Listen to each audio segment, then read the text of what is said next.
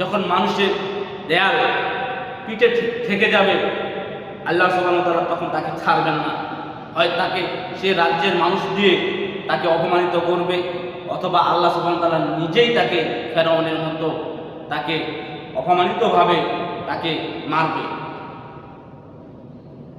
একথাই আল্লাহ সুবহানাহু ওয়া তাআলা সূরা মাইদার ৪২ নম্বর আয়াতে বলছেন।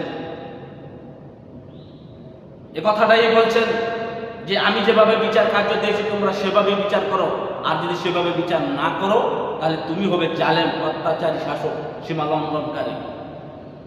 আজকে দেখুন, আমরা দেখে আসছি যে ১৯৭১-এর যুদ্ধের পর থেকে আমাদের এই বাংলাদেশে যারা শাসক, যারা দল ক্ষমতায় এসেছে, যারা রাজ্যের নায়ক হয়েছে, তারা কিন্তু এই দেশে তারা বিচার কার্য আল্লাহ সুবহানাহু ওয়া তাআলা যেভাবে দিয়েছেন ওইভাবে তারা করতে পারেনি। বিদায়